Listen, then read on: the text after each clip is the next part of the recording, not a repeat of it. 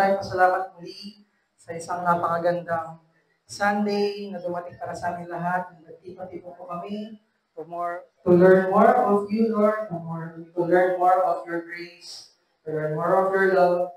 Muli, salamat as we continue journeying in your love and grace. In Jesus' name. Amen. Meron pa ako sinare tungkol po sa paglalakad ni Peter sa tubig. Sino po familiar po dun sa story na when Peter walked on water? Sino po familiar? Sige, huwag po kayo maiyak, taas po kamay. Kung di nyo po alam, walang pong problema kasi i-discuss din po natin sa ating i-share. So, ngayon po, nung i-review ko po yung dati ko pong share, na-realize ko na medyo may bago palang revelation din sa passage na yun na hindi ko nakita nung unang basa.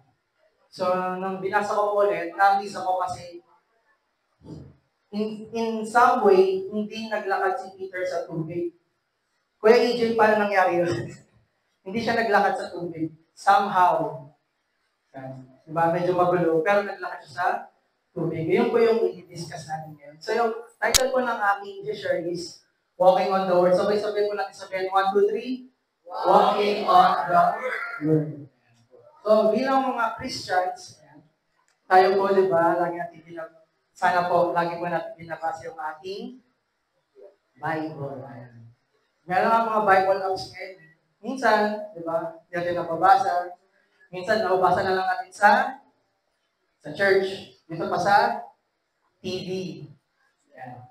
So, okay on the Word. So, samahan niyo po ako as we journey po dun sa what happened nung instance na naglakad si Peter sa tubig. So, ito po yung ating verse, Matthew 14, 22, 33. So, basahin lang po natin. So, immediately, Jesus made his disciples get into the boat and go before him to the other side, while he sent the multitudes away. Ayan. So, ito po, context po nito is, ito po yung after mag-feed ni Jesus yung 5,000 people. Ayan.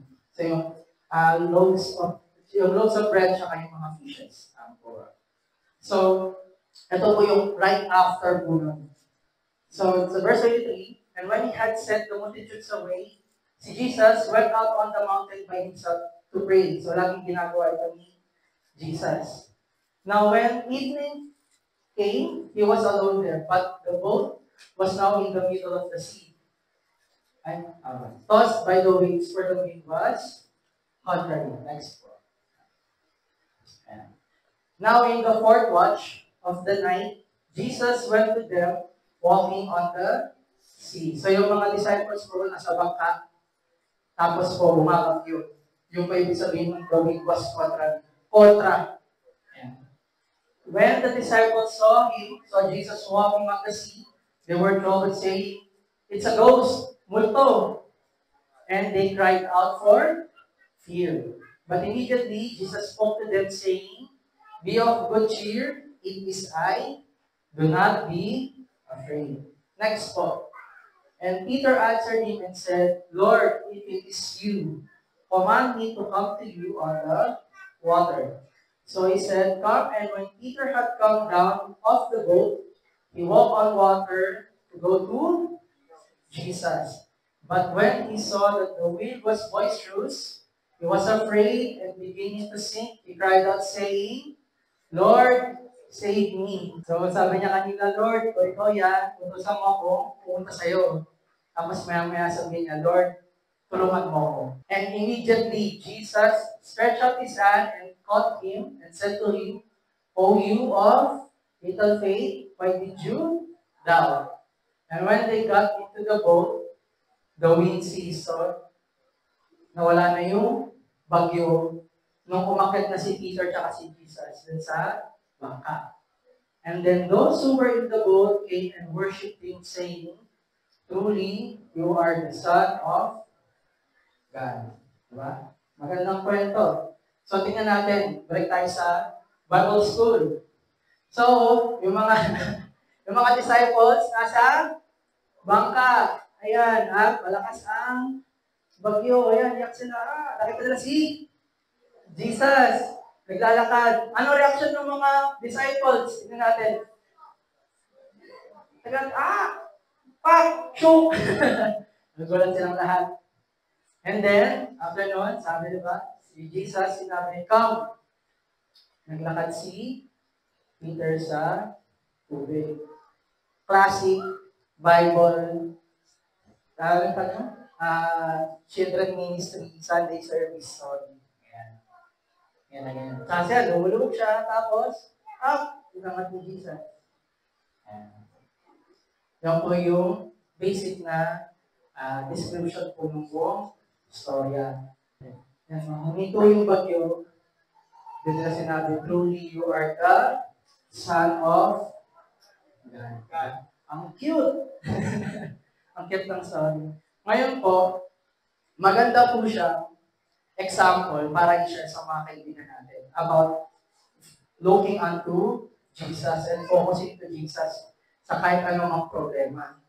Tama? Kasi lumubog lang si Peter nung nakita niya yung malakas na alon. Tandaan po natin, bumabagyo po niyan. So kung familiar po kayo sa biyahe kapag gabi, una, madilim.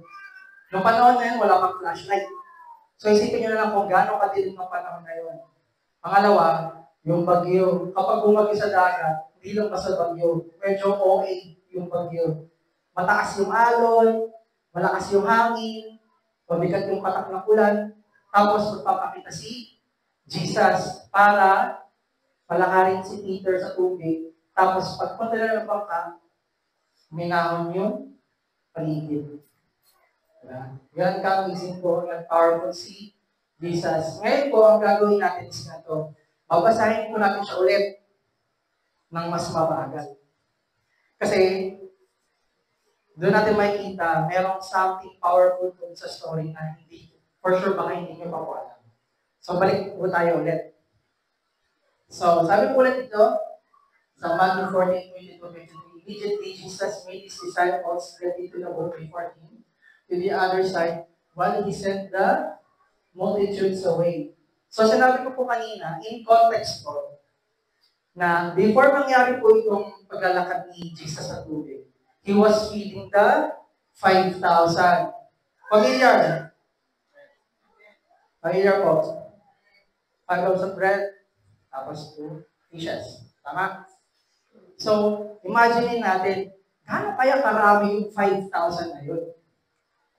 Ganyan po dami. Madali lang kasi kung basahin 5,000 kasi solid number. Pero kapag in-imagine natin 5,000 people, ganyan karami. Sobrang dami. And then what happened? The miracle happened. Ayan po.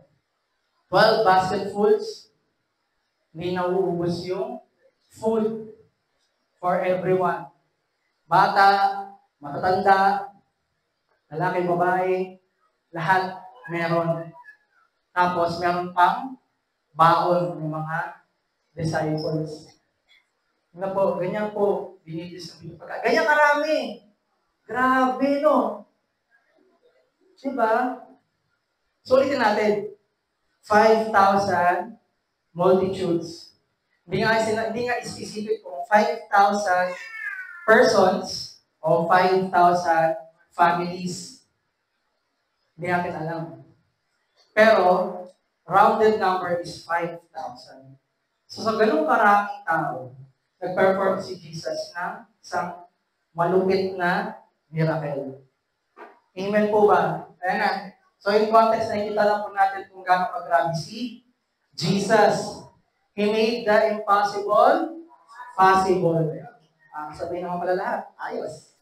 So, yan pa. So, ang tawag dito, i-picture out nyo po, i-save nyo po sa utak nyo as we go along dun sa ating journey. Na ganyan po marami yung mga tao na finite ni Jesus. Alone. Siya lang mag-isa. Diba? Kumbaga sa laro, solo. Solo lang siya. Solo laner, tapos GGWP. Kasi nagawa ni Jesus eh. Mahirap ba kay Jesus gawin yan?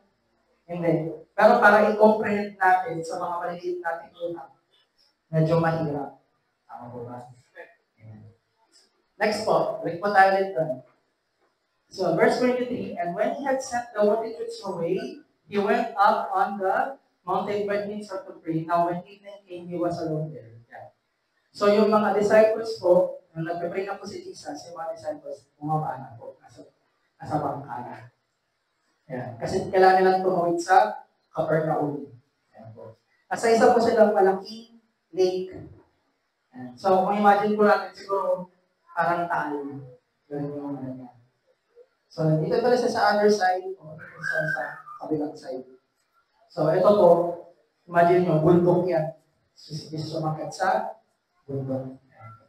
But then the boat was now in the middle of the sea, tossed by the waves, for the wind was contrary. Kontra. Sabihin, hindi yung laro, talagang masama yung panahon.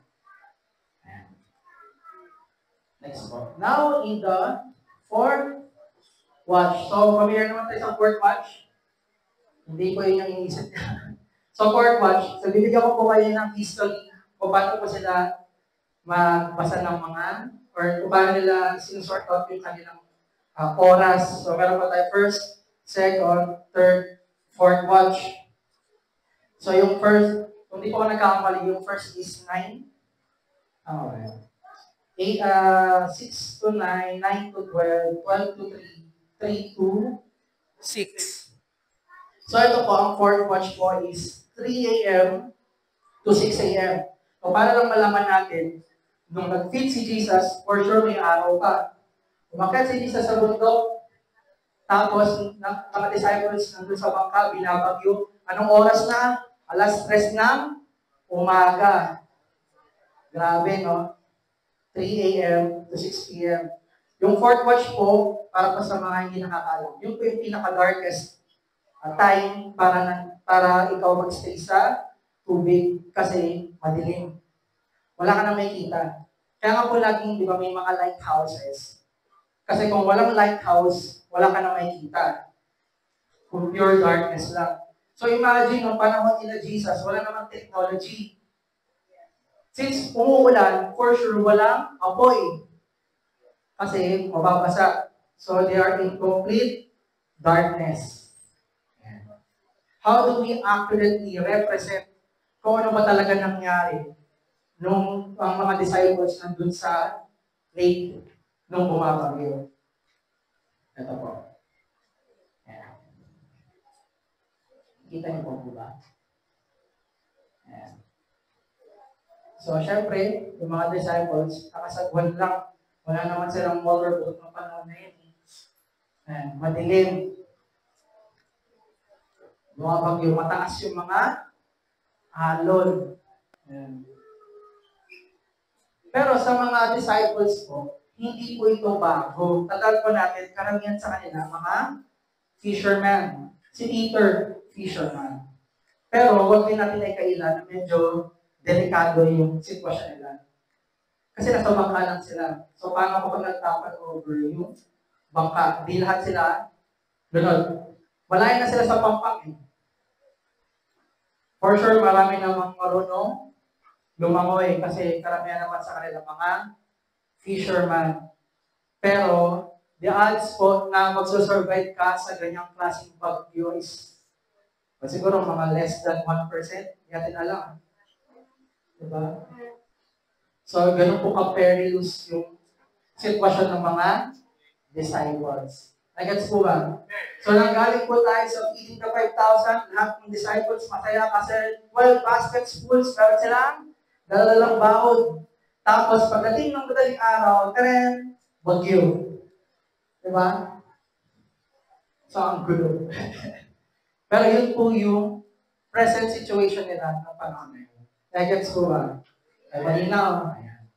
Balik po tayo dun sa verse. And when the disciples saw him walking on the sea, they were troubled. So, una po, sabi na the fourth watch. So, sa kalagitnaan ng gabi, 3 a.m.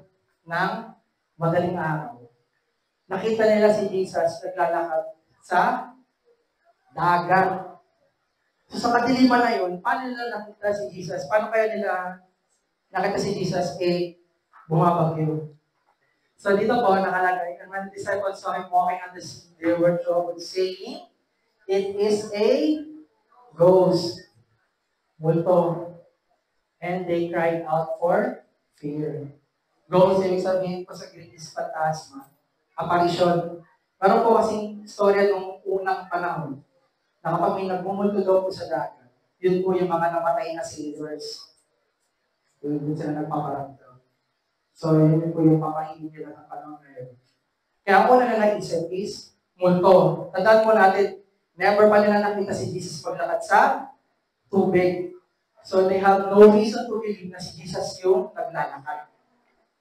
Amen? Wala po. Ito po yung first time na naglakad si Jesus sa tubig. Ayan po. So, ano po itsura? So, kung makikita nyo po, sa malayong-malayo, sa upper right, ayan. Diba? Madilim eh.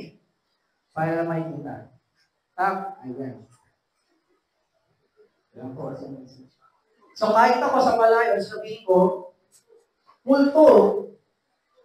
Diba? Saka sino ba naman ang magsasabi na may naglalakad sa tubig sa kalagitnaan ng bagyo?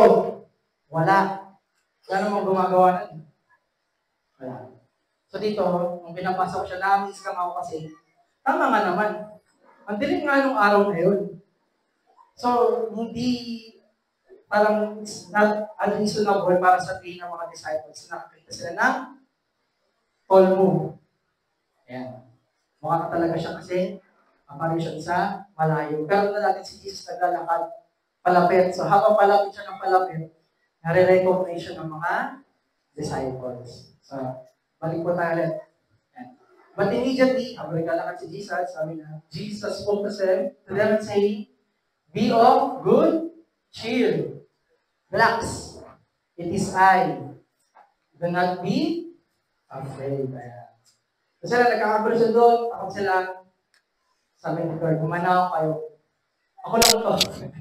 It is I. Diba? Do not be afraid. Huwag kayong matakot. Next po.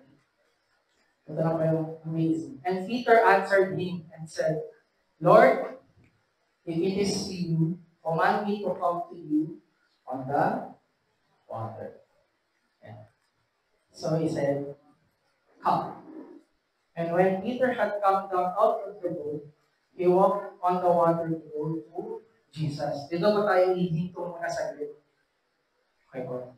Merong kakaiba dito sa text na to. Kasi, kapag binabalikan ko siya, ang naalala ko lang lagi is si Peter.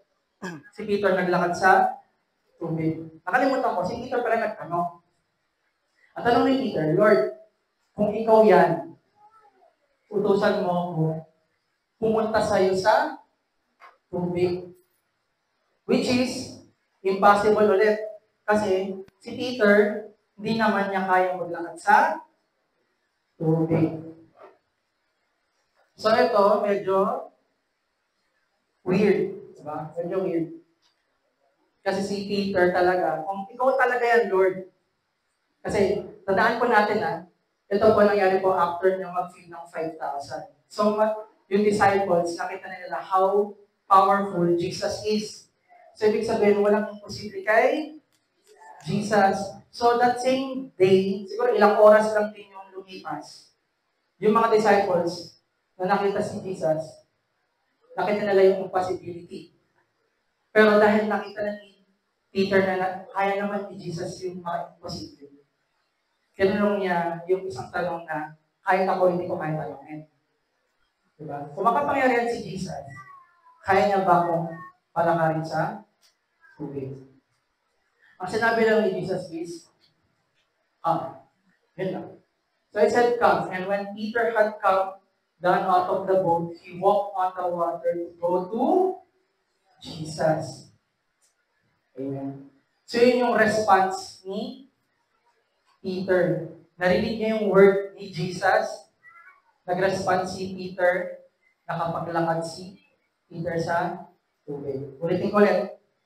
Narinig ni Peter yung word ni Jesus, come, tsaka siya bumaba at nakapaglakad sa tubig. Ulitin ko ulit. Kadalasan, si Peter narinig yung word ni Jesus na come. Tsaka lang siya nakapaglakad sa tubig. Nagets po ba yung point ko? Hindi kaya ni Peter maglakad sa tubig. Actually, hindi siya naglakad sa tubig. Naglakad siya sa word ni Jesus.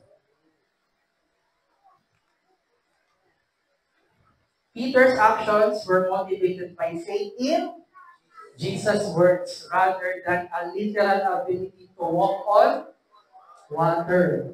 Kasi bibigyan ko po kayo ng simple logic.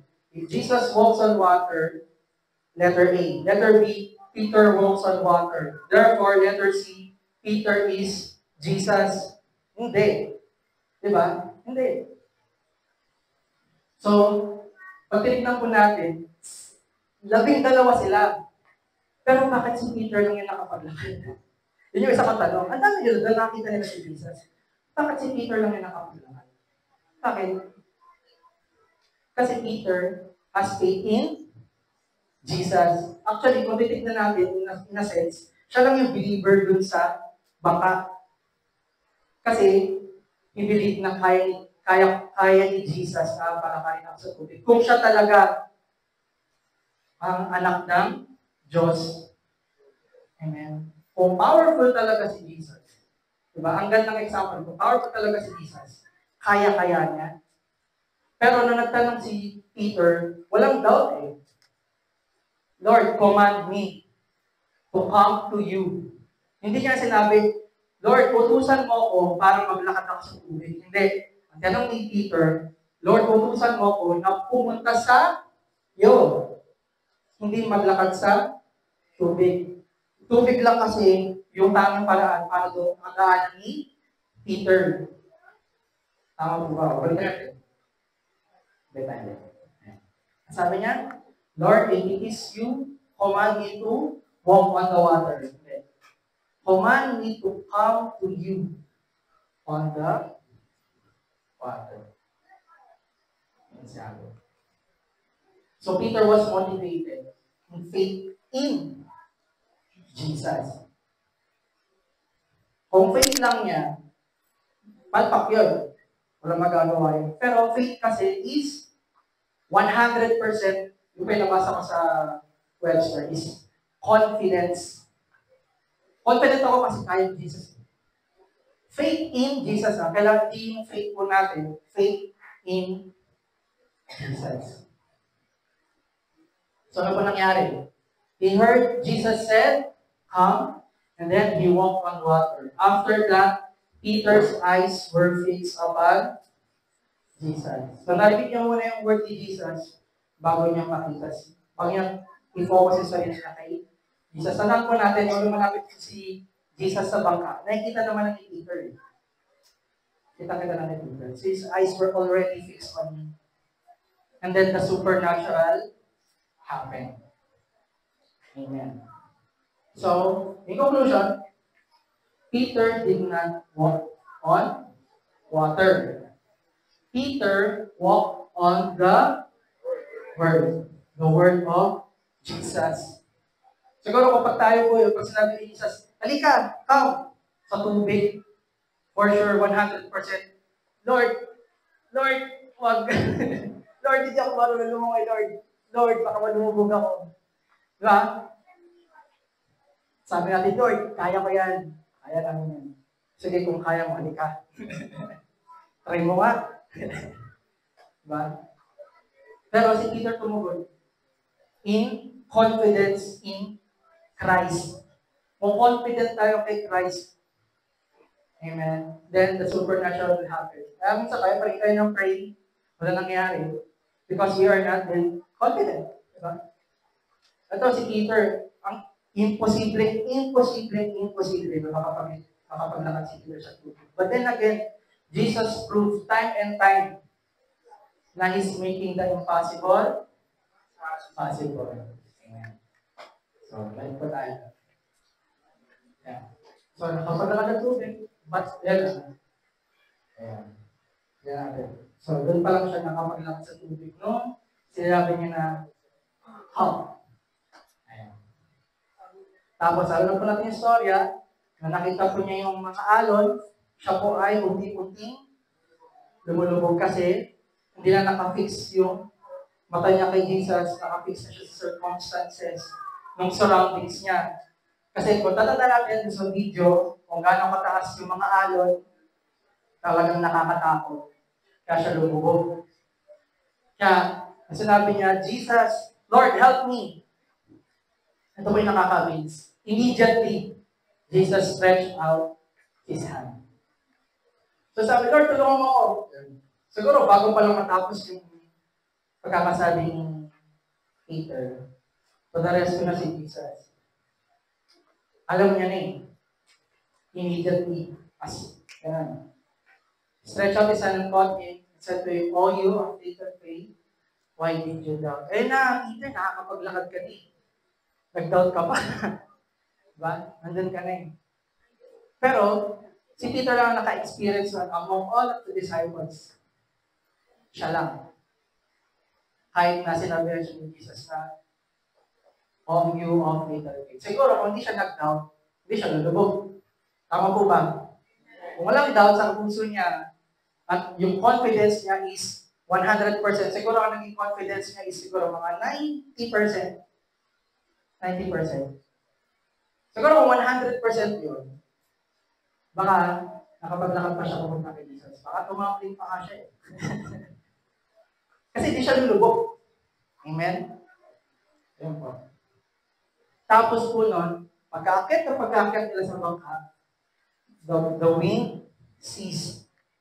And then those who were in the boat came and worshipped Him, saying, "Truly you are the Son of God." Ito po yung first time na sinabi nila na, "Truly you are the Son of God." Sa chronological na timeline. So, ang dami na nangyari. Nakapagpita siya ng 5,000, nagpagaling siya ng mga sakit. Pero dito niya dinemonstrate sa harapan ng mga disciples niya na kahit anong unos na mangyari, I am in control. Tsaka lang sila sumagot. Tsaka lang sila naniwala. Amen. Nauna si Peter, bago yung 11. Dati mga disciples ko, laging kasama ni Jesus. So kahit kasama na nila si Jesus, there is still doubt. Di pa rin sure. Kahit na, nalala niyo pa rin yung 5,000 kanina, kahit na-feed niya na yung 5,000, natakot pa din yung mga disciples. Amen? So, hirap na hirap sila i-comprehend yun, but then Peter, faith in Jesus, confidence in Jesus, decided to ask Jesus for Him to come. Yun yung nangyari. Nagets po ba yung buong story? Nahimik na. Ayan. So, ma-amaze po ba kayo kapag sinabi ko na yung paglalakad ni Jesus ay nasabi yun or na-mention yun in the Old Testament? Tandaan po natin, magkaibang era po yung New tsaka yung Old. Yung Old Testament kasi hindi pa pinapanganak si Jesus the mortal. Pero nag-exist na si Jesus ng Old Testament. Pero not in physical form. So hindi pa siya napapanganak nung panahon na to. So sabi sa Job 9:1, medyo fascinating discovery siya sa akin. Sabay-sabay po natin siya basahin. Then Job answered and said, "Truly I know it's so, but how can a man be righteous before God? If one wished to content him, he could not answer him 1 time out of 1,000. God is wise in heart and mighty in strength, who has hardened himself against sin and prospered. He removes the mountains and they do not know. When He overturns them in His anger, He shakes the earth out of its place and its pillars tremble. He commands the sun and it does not rise. He seals up the star. He alone spreads out the heavens and treads on the waves of the sea." Doon pa tayo mag-dwell sa verse 8. He alone spreads out of the heavens and treads on the waves of the sea. Ibig po sabihin ng treads is the walk. He alone spreads out the heavens and walk on the waves of the sea. Di ba nakaka-amaze?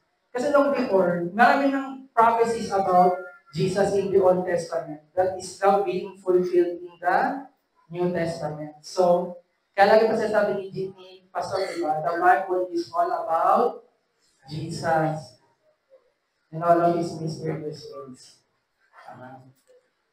Kaya nga po, sabi sa verse 12, kagaya ni Peter, looking unto Jesus, the author and finisher of our faith. Kung faith lang ni Peter, bagsak. Pero faith na nanggagaling kay Jesus is super natural. Tama po ba?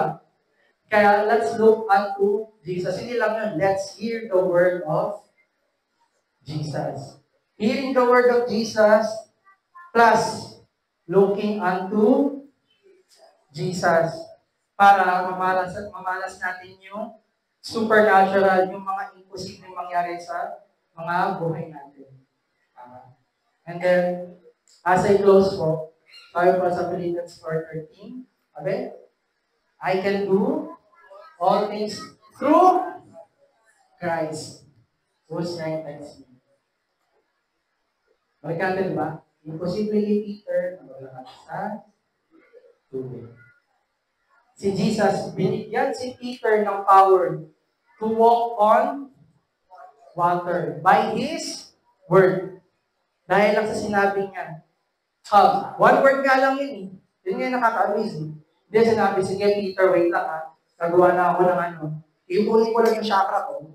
Tapos gagawa ko ng formula para bibigyan kita ng kapangyarihan. Dahan-dahan lang ha, kasi baka mahal ko, wala na ako ng focus sa pinagdalakan. Hindi. Ang sabi lang ni Jesus is, how? And instantly, yung power na yun, na-transfer kay Peter. Amen? What more kung tayo pa? Amen? Everything that we need in our lives, automatic. As long as we listen to the word of Jesus. As long as we focus on Jesus, we can do all things through Christ who strengthens us. Kaya yung impossible magiging possible. Power? Power. Power. Power. Amen po ba? Amen. Kaya kapag i-share sa mga kaibigan nyo, na kapag si Peter ka nakakapaglakad sa tubig. Yes, half true, nakapaglakad. One time lang. Hindi na naulit-ulit. Kasi kung kaya maglakad ni Peter, kaya niyang gawin ulit. Tama ba? Tama po ba? Kasi Peter kaya maglakad sa tubig. Ibig sabihin, kaya niyang gawin niyan ulit. Hindi na nangyari. Ibig sabihin si Peter, hindi niya kaya maglakad sa tubig. Dahil lang sa word ni Jesus. Dahil lang sa power ni Jesus. So sa isang buong araw, ilang miracles din nangyari. Feeding of the 5,000. Jesus walking on water. Peter walking on water. Then, yung bagyo na mayabas. Then and only then, kaya nila sinabi na truly, you are the Son of God. Ang daming evidences. Ngayon pa ba tayo hindi maniniwala kay Jesus? Baka kayo na lang yung walang tiwala kay Jesus. Kapag wala pa nangyari sa buhay natin, baka wala tayong tiwala kay Jesus. Nagets po ba? Nagets po, di ba? There is power in Jesus, in the word of Jesus, in looking at Jesus. Puro Jesus na alam. Ang ginamang response ng Peter is what? Believe. Naniwala lang si Peter. Sinabi ni Jesus, lapit ako. Lapit ako. Tama po ba? So all we have to do, kapag sinasabi na ano bang kailangan gawin ng mga believers? By the word itself, believers. Gagawin lang is to believe. Yun lang. Kasi believe is an action word. Kasi it's a response. And when we believe, supernatural things happen. Yung mga bagay na hindi natin kayang gawin, nagagawa natin. Dahil lang kay Jesus. Kaya, we can walk on the word. Amen po ba? Sige po. Let's be bless po kayo sa sharing na to. Let's bow our heads and pray. Lord, maraming po salamat muli sa iyong revelation po sa amin ngayong linggo. Maraming po salamat, Lord, because we can now walk on your word. As long as we listen to your word, Lord, there is power. As long as we look unto you, Jesus, there is power. We'll have supernatural things, Lord. We will do the impossible, Lord, kasi for you, Lord, everything is possible. Thank you, Lord, kasi dahil sa iyo, by your examples, by your miracles, Lord, we continue to believe and we will believe always, Lord, that you can do everything in our lives, Lord. Thank you, Lord, because we now have the power, Lord, the power that you have that you transfer to us, Lord, because as we continue to believe, we continue to have faith in Jesus, full confidence in Jesus, full trust in Jesus, na kayang gawin ni Jesus lahat, amidst all the ways, lahat ng problema sa buhay, Lord. You have control because you are in control. Muli, Jesus, maraming po salamat sa lahat. Ang pulit pa salamat sa pangalan ni Jesus ang ating magsabi ng Amen.